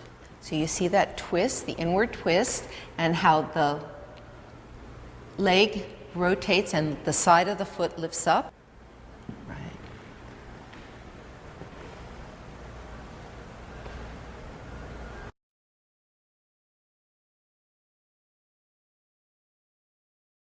The straight knee is the one that comes forward. Yeah. Yeah. It's all right. Good. And then up. Yes, but don't straighten it too much. Straighten it a little bit less. There you go. Yes, good. Good. Okay, now do it again to the front. Yeah, there. And then bring this around more. Yes, there you go. There. Now it's good. There you go. Good. See how it contracts there and it lengthens out and the hip comes around? Good. And now we can show this a little bit with the accents. And right and left and right and left and right and left and right and left. So this is called the two-footed hip drops with a twist, and it will be in the workout, so you'll understand what's happening once you see it. Just one comment about this. There are dancers that I've seen that have great flexibility in their pelvises so that they don't really need to be shifting their weight on their ankles this way, and they may choose not to. So, which is fine. The thing is that this is for protection of the ankle and knee joint. So if you have great flexibility, you may be able to do all these sliding motions and hip rotations without any problem. But if your hips are a little bit tighter, as mine are, then if I don't do that, I start to get pains. It's just very, very hard for me. This way allows for much more ease of motion and a more organic feel. So that's the approach that I'm taking. All of these coordinations are great exercise. And in Middle Eastern dance, a lot of this coordination is done in the basic steps, which is why we have combined these core exercises with belly dance movements. It's more fun, and it's a great way to push yourself to continuously work on this core area. One of the basic steps that we'll be doing is called a balletic step. So you'll be stepping with your right foot, you'll be planting the pad of your big toe in the ground, you'll be doing that inner cheek, inner thigh, inner hips, inner twist, and then step and pad and up and twist. So there's a lot of this lift and twist, or just lift, or just twist. In a lot of the folkloric movements in Middle Eastern dance, they're not really pulling that psoas up, they're just kind of twisting around, which is great too. Okay, so one more time, and so we're lifting and twisting, pad of the big toe, and you're kind of pushing down on the pad, some of that weight. That is using the leg to assist in lifting up that hip. Also the Arabic hip walk, which is the same lift and twist, but only you do that each time you lift the leg. So it's hip, twist, hip, twist, hip, twist, hip, twist. As I'm lifting and twisting that back leg, allow that back leg to twist around if you need it. And you can also just do it up and down without the twist, but I tend to like to use the twist. The other thing is that while you're doing the workout, you can challenge yourself, and you can also do it up in the toes, which is very common in Egyptian style belly dance. And 1 and 2 and 3 and 4 and 5 and 6. Okay, and now we'll try it a little bit faster, and either do it flat or on your toes. And 1. And then the final step, which you'll be seeing in the workout, we're calling karsh step, which is actually, the full term is karşlama, and it's a very popular coordination in the Turkish gypsy dance that's called karşlama. So we've limited to karsh step, and that is a forward and back. So you're just rocking forward and back. Now in this particular version, we're only going to be doing the abdominal. Well, you can actually do it. I can just continually doing it and doing it with a little shimmy and a constant move up and down. But for this particular workout, it's only necessary to lift the hip and twist it on the first step. And forward and back, and forward and back, and forward and back. And other side, and forward and back, and forward and back, and forward and back. So you can either do that flat-footed or on your toes. There's one other thing to mention. I'm calling this move the Moroccan folk step, and it is a push-off from the back. The movement of the hip is kind of in a back diagonal. It's kind of here. So I'm not fully arching, and I'm not totally side. I'm kind of right in here, you'll get the crease. What's very important about this is that I still use my psoas muscle. Why? Because if I just relax this and I push this hip up to the back, I'm going to jam my lower back and injure myself. So it's very important that I'm still engaging inner cheeks, inner thigh, inner abdominal while I'm pushing off the back. And that's what makes this step a challenge to do. When we were doing the hip lift here, we had those engaged. Now let's say I take my foot and I bring it to the back. Now you don't want it too far back because then you can't engage all those muscles. So normally I tell my students that I just keep my knees together, I bring my foot back that far, and then from there I put a little bit of weight onto the ball of my foot and I push up. And as I push up, I twist so that I'm engaging. So I'm not only bringing my hiney out, but I'm also engaging this muscle. So it's, see how I'm engaging the muscle? I'm not pushing it up to the back. I'm pushing it up and at an angle. Okay, are we ready? Let's go. And 1, 2, 3. See my psoas still working? There you go. Now finally, we have the challenge of the Turkish pelvic rocks. And what this is using the psoas, or your inner abdominal muscle, when you're engaging both together. All the exercises that we've been doing so far have consisted of tightening one psoas and then the other one, so alternating right and left. Now, this move, we are going to be tightening both psoas muscles at the same time, and it will create this motion. Now, what's interesting about this is that there's different ways to approach it. Some people bring the pelvis forward by tightening their butt muscles, so, right? And you can do that, although I prefer to leave that more for big accents, because it tends to make it a power move, so it's not as graceful. The other thing is that for the purpose of this workout, we want to exercise the psoas. So just as we were doing the pelvic rocks on the floor, we now are going to be using that psoas muscle, feeling that suction, and bringing the pelvis forward. Now you can do this two different ways. One is bringing the pelvis forward and then rocking it back, just as we were demonstrating earlier. And I find that if I do that, I start to feel it in the lower back a little bit. And also my experience of watching Turkish ladies do this move is they're kind of, it's almost like they do psoas, relax, psoas, relax, psoas, relax. So you can do it different ways. You can accent forward, you can accent backward, and you can accent both ways. This is a great workout for your psoas, and using the psoas to rock the pelvis without using any abs, no rectus, no crunching, and no butt muscles, which will make it look like a power move and a little bit awkward in my observation. In the workout, you'll be getting different speeds. And the other thing is that I learned from my Turkish girlfriends is that you can do it up on the toes.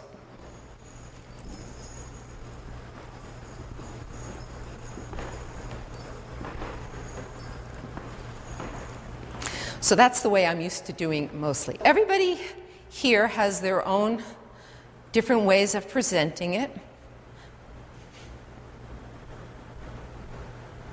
And the other thing is that the knees are relaxed. I'm not straight because then it limits my pelvic movement. So they're kind of relaxed. They don't have to be real bent. It's kind of nice. I just have them relaxed. And I'm using psoas, psoas, psoas.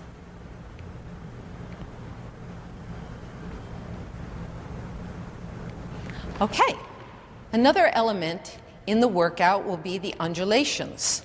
And undulations are a great workout for the psoas, but they also do put a lot of stress on the lower back. So if your back is hurting from doing these, then limit them or don't do them at all. And we don't have that. That's why when we're doing the workout, we only do them a couple of times. A few of the ways we're doing it, one is with the legs open. And this is the most extreme version of it. Now the way this works the psoas is I'm bending forward, I'm coming up, and as I come up, that's where I get to bring the psoas, contract the psoas so it really brings the pelvis up. And then I relax. And then I come forward, and then I rock to the back leg. And then I come forward, and I come to the back leg. As my weight shifts to the front leg, that's where I'm lifting my torso the most. Then I bring that up, and then I start to shift to the back leg. As I do that, my pelvis has come forward, so I'm in this position, and that's where I grab the pelvis and I bring it. Now I have to do that backward tilt of the pelvic bone. So I'm doing it right from that lumbar bone, And then from there, I'm bringing it forward again, lifting it up and back, and forward and back, and forward and back. Now, when it comes forward, you might find, depending on how bent the knees are or how wide the legs are apart, you might find that it doesn't come directly forward. This bone, if your right leg is front, the right bone comes a little more forward. And as you're bringing it, it's going to twist a little bit.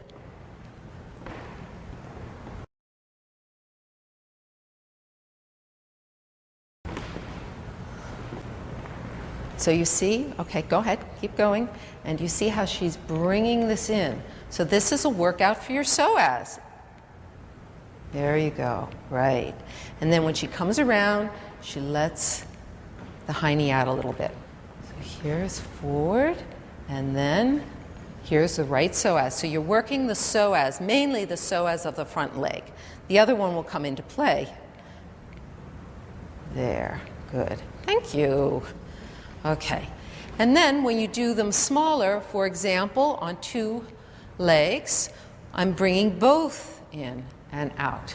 So in this coordination, I'm bending.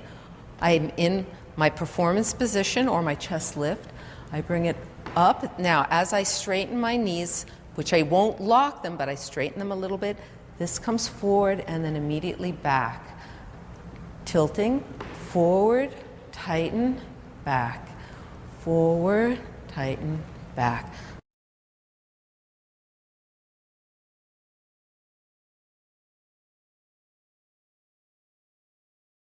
When you do an undulation, you could do it more like whipping back and forth, like a wave back and forth, or you can do it more like a turning wheel. And when it's more like a turning wheel, what I mean is that I have the bend more when I'm coming forward.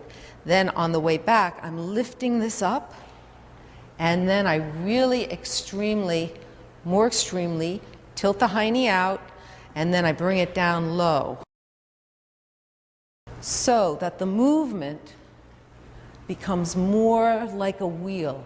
It's going down, up, down, up, down, up. And then if I'm doing it on one foot, so I'm bringing it down, up, down, up. The other way is just forward, backward, forward, backward, forward. So one is like a whip and one is like a wheel. There's another slightly different but very similar move, which in the workout is called the hip roll. So what that is, instead of going forward and backward, the pelvis is tilting back. Then it's coming up to the side and then to the front. So we're using the back muscles, the lateral or the side muscles, then your psoas and back. It's fine if you do back, side, and then down. But this is such a great workout for the psoas. If I'm bringing this out, up, and then I bring it forward. So I'm really bringing the crest of the pelvis right up here, and then out, and up, and here. And you can really see it's very organic and juicy looking. And that's another thing. If you're a dancer, having your core muscles be really subtle and strong and having a lot of awareness will help to make your dancing, your moves look very organic and juicy, as though you're squeezing out the move instead of just kind of like wiggling through it.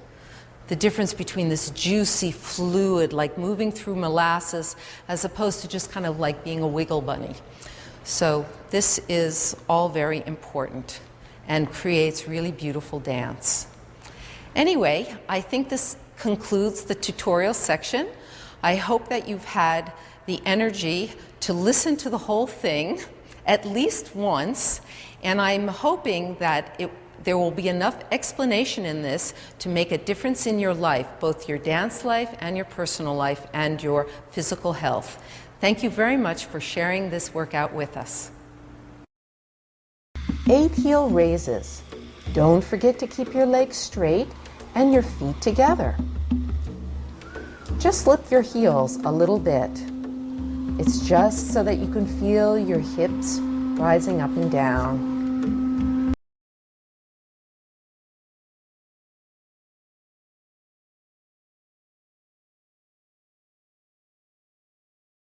Now the other heel up and reach with the opposite arm. Do this 2 more times. Feel your side stretching as you reach up. Now as the heel goes up, the opposite arm goes up, and now you're going to bend over, and this will push your heel down.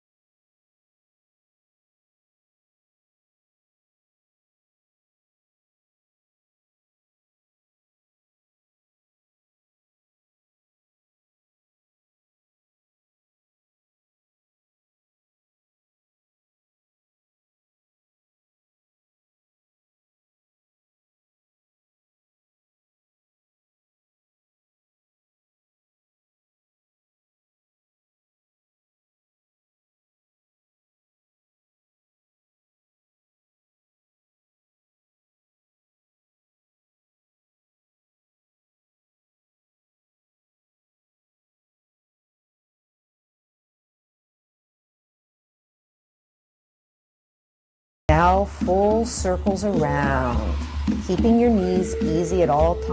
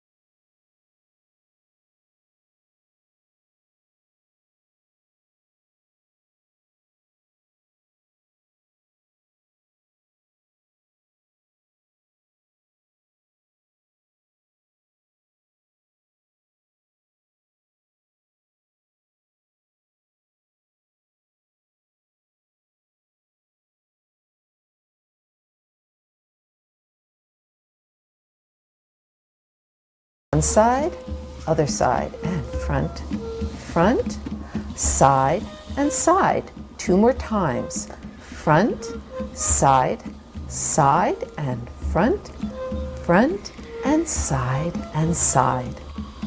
Now inner thigh pulses. 8 times on one side, gently. Then change legs and 8 times on the other side. Remember to keep your knees bent and your hips even at all times.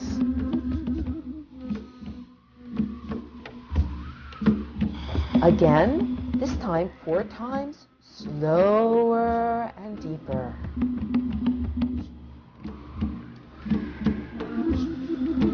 Then change, and again, 4 times, slowly and deeply.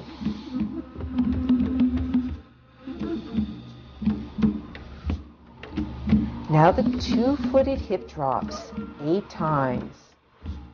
Feel your thighs sliding up and down against each other. Remember to keep your weight even on both legs and never straighten the legs totally. Just tiny up and down movements at the knees. Now inner abdomen. This is where we use our psoas muscle to lift the hip up. It is so important during this exercise to keep both knees slightly bent and alternate the levels of bend and straightening so that we allow the hips to move up and down easily. Also, remember to keep your knees together and to help push the hip up and down with the pad of your big toe. This will help to build strength in your foot as well. Now you're doing it more slowly and pulsing deeper. When you let the hip down, don't sit on the opposite leg, but hold the inner thighs together so the hips stay even. Keep your chest high in performance position and keep your abs relaxed. Remember, you're working the inner psoas, not your abs. Now we're contracting all three muscle groups, inner psoas, inner cheeks, and inner thighs, to raise the hips up. And then relax down, but still squeeze the inner thighs so that you don't sit on the hip. Now it's three-level pulsing. Higher and higher and highest. Then pulse that inner psoas muscle as deeply as possible. You can slightly bend your torso on this exercise to maximize the burn. Squeeze and squeeze and highest, then pulsing, release. Pulsing, release. This will really maximize that psoas squeeze and will greatly increase your core abdominal strength. And high, and higher, and highest, and pulse, and pulse, and pulse.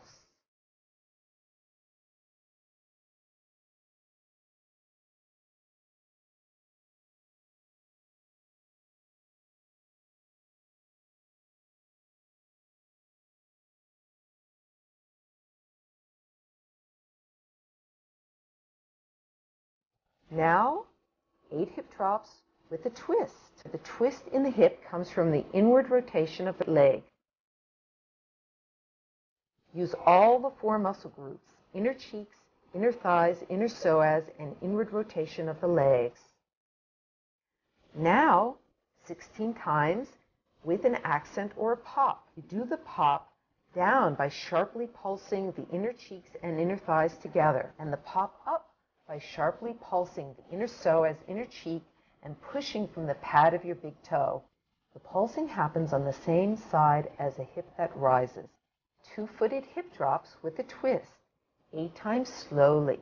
The twist comes from adding the contraction of the psoas and the inward rotation of the leg. The rule of thumb is that the hip that is higher is the side you will contract the 4 muscle groups, inner cheeks, inner thighs, inner psoas, and inward rotation of the leg. Remember, when inward rotating the leg, to let the knee turn in and let the outer side of the foot lift up to relieve stress on the knee joint. Now, faster, you can add hip pops if you want to challenge yourself.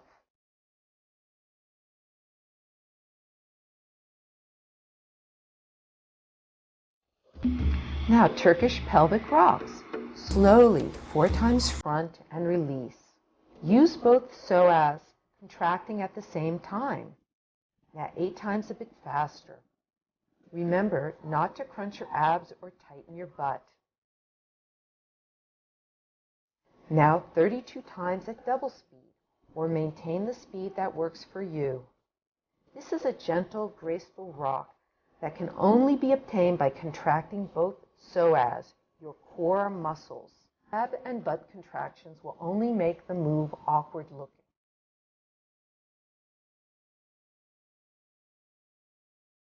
Now full body undulations, 1 leg in front, 2 times.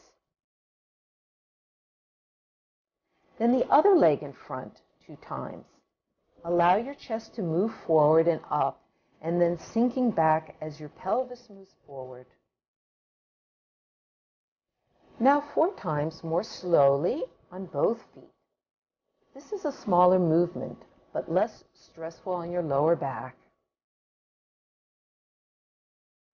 and then 8 times double time.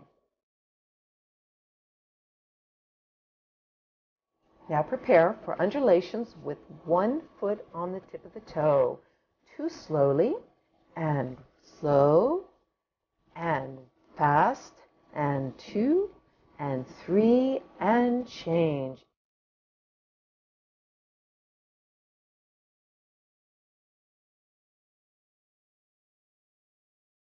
And now hip around slow, and 2, and 3 fast, and 1, 2, and 3, and change, and around, and around, and a 1, and 2, and 3, and change.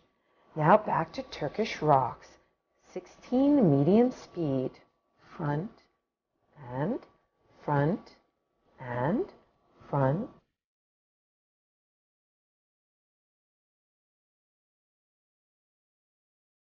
Now double time. And front, and front, and front, and front. You can challenge yourself or go at a speed that's comfortable.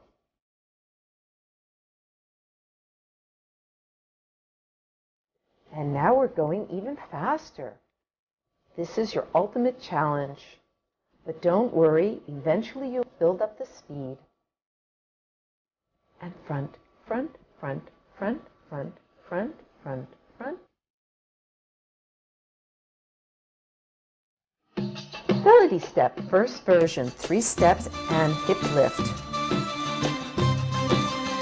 Hip lift, now back.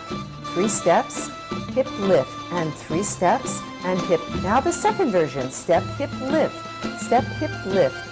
4 times front. Now 4 times back. Now we're going to combine it.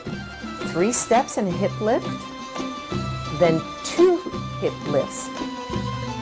Now 3 steps back, hip lift, now step, hip lift, step, hip lift. 1 more time, 3 steps and hip lift, and step, hip lift, step, hip lift, and back, 2, 3, hip lift. Now get ready for the undulation combo. Slow undulation and slow undulation, and back undulation, and back undulation. Now double time, 4, and 4 to the front, and 1, 2, 3, 1. Now 4 back, 1, 2, 3, 1, 2, 3, 1, 2, 3. Now we're going to combine, and 1 slow, and 2 fast, and 1 slow, and 2 fast. Now backwards, and back slow, and back 2, 3, back 2, 3, and back slow, and back 2, 3, Arabic hip walk, 8 slow, and 2, and 3, and 4, and 5, and 6, and 7, and 8. Back up, step, 4 times. A double time Arabic hip walk, 5, 6, 7, 8. Back up, step, and get ready to combine, and 2 slow, and 4 fast, and 2 slow, and 4 fast. Now back up step, and 4. Now get ready to combine all 3 combos and face right. Now balletic step, 3 steps, hip lift, step, hip lift, step, hip lift, and 3 steps, hip lift, and step, hip lift. Now undulation, slow undulation, and fast 2, 3, and fast 2, 3, and slow undulation, and fast 2, 3, Arabic hip, and 2, and 4 times fast, and Arabic hip walk, and 2 slow, and 4 fast. Back to balletic, 1, 2, 3, hip lift, step, hip lift, step, hip lift, and 3 steps, hip lift, and step, hip lift. ready for undulation, slow undulation, and fast undulate, and slow, 2, 3, undulate, and fast undulate, and Arabic hip walk, slow, and fast, 2, 3, 4, and slow, and fast, 2, 3, 4, and slow, and fast, 2, 3, 4, and slow, and fast, 2, 3, 4. Moroccan folk step, 4 to one side. Now for the other side. And get ready, because now we're doing 8 double time. And 1, 2, 3, 4, 5, 6, 7, 8. Other side. 2, 3, 4, 5, 6, 7, 8. Now 4. And other side, 4. And 2, and change, 2, 3, 4, and 2, and change, 2, 3, 4, and 2, and change, 2, 3, 4. Slow hip twist, 2, and 3, and step change, and 2, and 3, and step change, and double time, 2, 3, 4, 5, 6, 7. Now change, 2, 3, 4, 5, 6, 7, and change, and 4, 2, 3, 4, and other side, 2, 3, 4, and 2, and 2. Now switch, 2, 3, 4, and 2, and 2, and switch, 2, 3, 4, and 2, and 2, and switch, 2, and harsh step front, and back, and harsh, and back, and front, and back, and front, and step, change, and other side, and back, hip up, and back, hip up, and back, hip up, and change. Back to Moroccan folk step, 4 times, and back 4 times, and 2, and 2, and change, 2, 3, 4, and 2, and 2, and change, 2, 3, hip twists now, 4 times, and other way 4 times, and 2, and 2, and change, 2, 3, 4, and 2, and change, 2, 3, 4. 6, 7, 8, and up, and down, and up, and down, double time, up, down, and step change, other side, up, down, and up, down, change, other side. Now, variation, down, up, and kick, and up, kick, step change, and up, and down, and up, and kick, and up, kick, Get ready for pops, and pop, side, pop, and side. Now, pop, side, and pop, and side. Now 16 counts clapping. 1, 2, 3, 4, 5, 6, 7, 8. 1, 2. Prepare for Arabic hip walk. 1, 2, 3, 4, 8 times. 5, 6, 7. Now back up, step 4 times. And back up,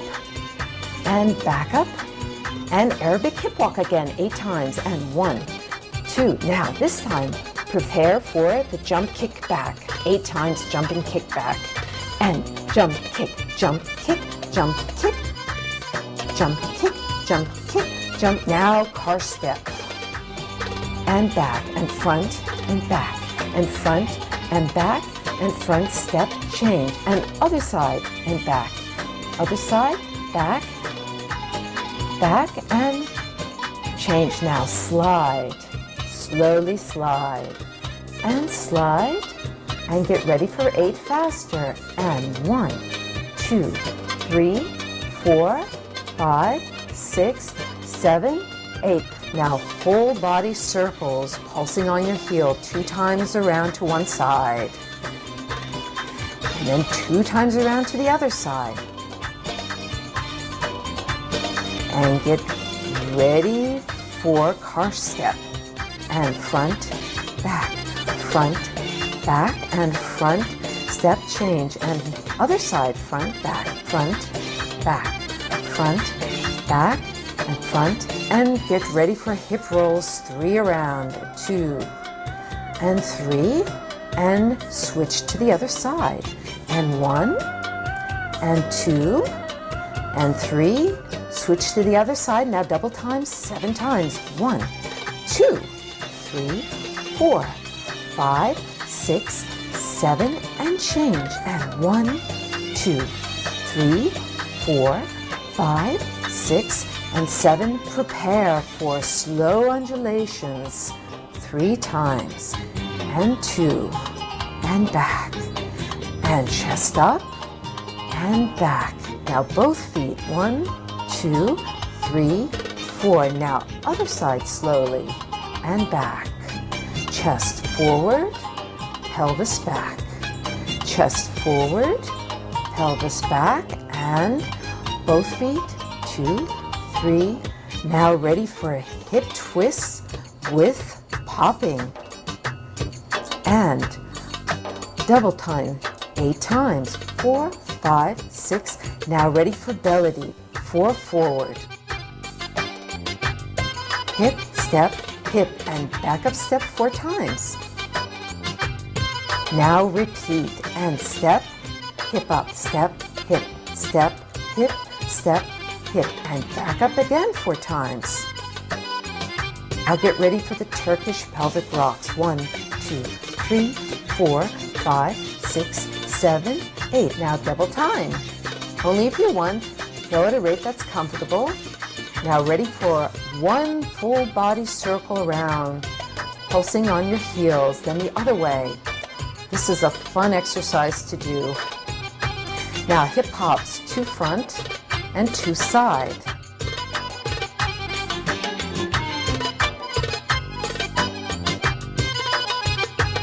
Now the final Turkish rocks, 5, 6, 7, 8, and double time if you want.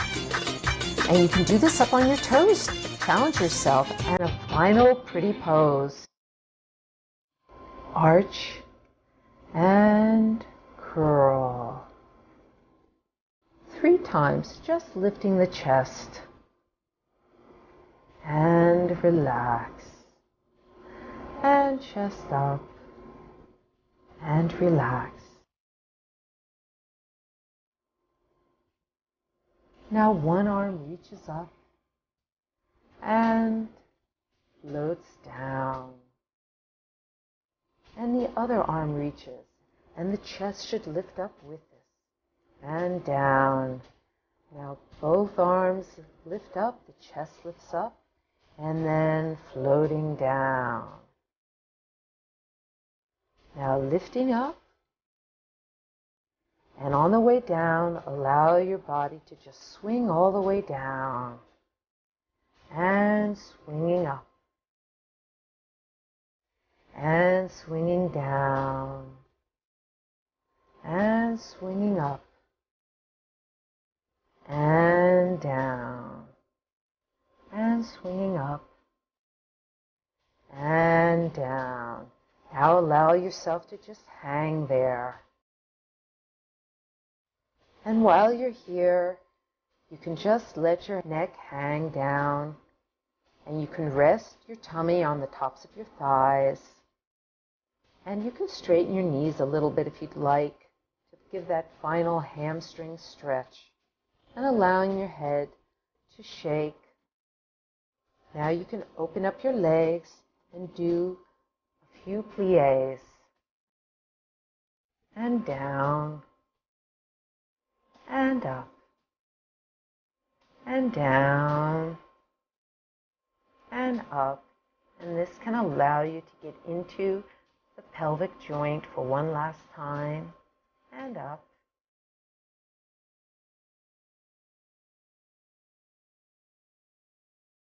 You and come all the way down to the floor. Sit in a way that's comfortable, either on your knees or cross-legged, or even in a chair. And allow yourself to bend, feeling a stretch on one side, and you can rest your weight on the hand that's touching the floor to take some weight off of your spine. Now a bend forward, and you can just rest your weight on your hands, and even on your forehead if it reaches the ground. Now you can take one more bend to the side, and this time, if you want, you can reach one hand overhead to increase that stretch. And bending to the other side and reaching with the opposite hand. And now you can gently make your way down to the ground.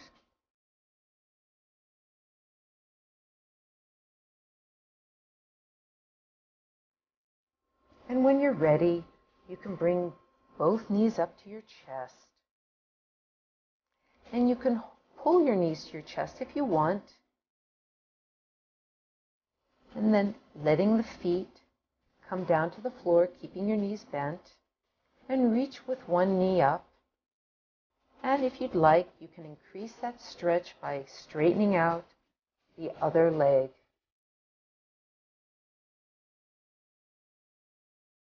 Now, both feet back to the floor and bring your other knee up to your chest. And if you'd like, straighten out the bottom leg.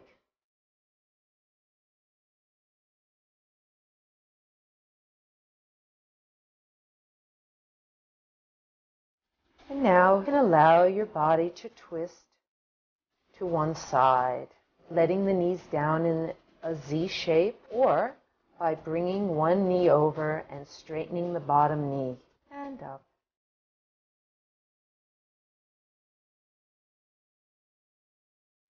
And up. And one more time.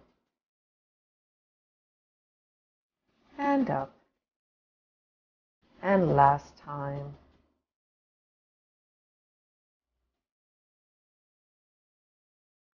And up. Now for our final exercise, we'll just do the gentle pelvic rocks on the floor. This will give you a truly peaceful feeling, allowing your whole abdominal region to just gently rock back and forth.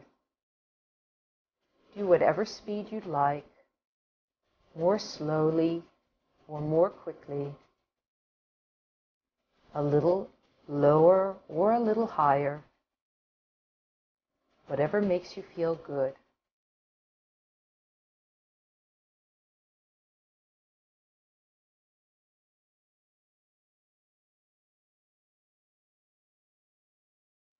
And allow your mind to just float away, letting the stress out of your body completely. And finally, you can straighten your legs out and totally let go.